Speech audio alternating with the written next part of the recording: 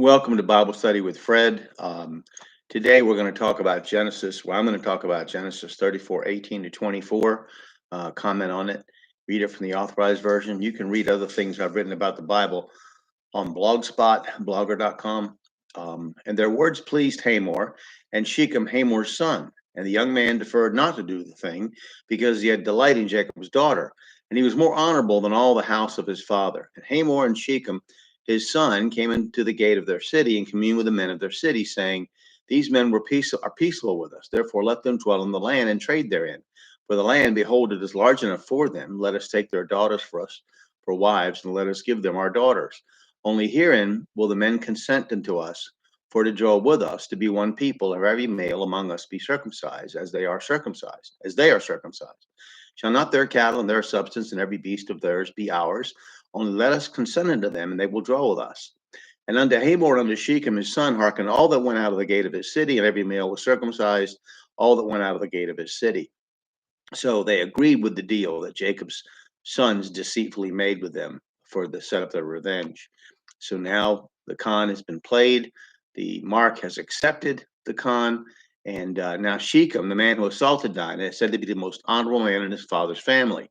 This shows you how, by Christian standards, depraved the Canaanite culture was.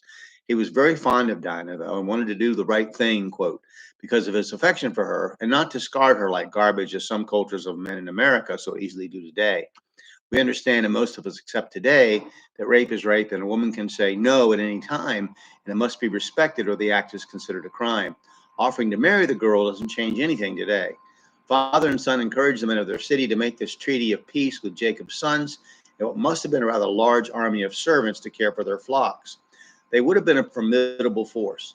Hamor and Shechem, as part of their agreement, as part of their argument, say that this will signify a union between the family of Israel and themselves, making them both one people. Jews and Gentiles, non-Jews, are made one people at the cross. Pay attention to Paul's argument again, Ephesians 2:14 to 18.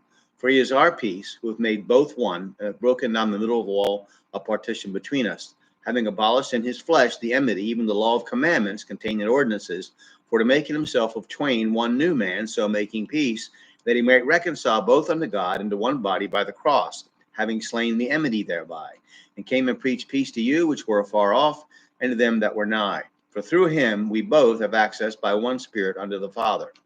There is another hint here at self-interest. Hamor and Shechem want the men of their city to believe that this union of wealth of Israel, the wealth of Israel, and his sons will be their wealth as well. Quote, all that went out of the gate of his city refers to the residents of his city in context, the male residents who held political power. These are the men who could also defend the city. In this somewhat bizarre agreement, based on questionable thinking on every side, all of the men of the city consent to be circumcised.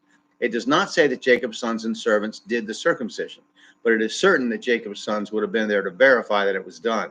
This would not have been too strange as we think of it. Cultural standards were much different in the past than in the last century or two. My point is that people were much less concerned about such things between men in the past.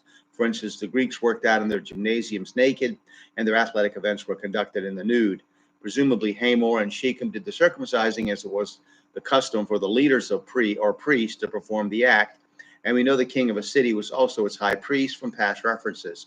First, with Abraham, father to his children and master to his servants, and to Joshua, leader of his people. Genesis 17:23.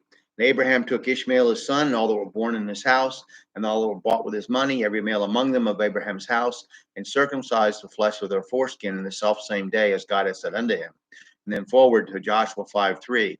And Joshua made him sharp knives and circumcised the children of Israel at the hill of the foreskins. The very idea that the authority of governmental or even tribal leaders extends to our reproductive organs is appalling to us today. We cannot even imagine it. Imagine the local mayor or the patriarch of your extended family doing this. Imagine you letting them. We have relegated such things to doctors, or in the case of parts of the Jewish culture, a person called a mohel does this. Now, you can't apply this to abortion because circumcision doesn't kill another person. So let's keep that out. If by this point you don't know what circumcision is, you have to look it up. I'm not going to go into the grisly details here. So Genesis 34:25 will be next, and we'll do that next time. thank you. And you don't have to agree with me, but you do need to study your Bible if you're a Christian. So I pray that you're studying it. I ask that you study it, that you pray about it, that you read it. Reading and studying can be two different things. Some people just like myself, I read the Bible, I also study it. So anyway, thank you. Have a good day.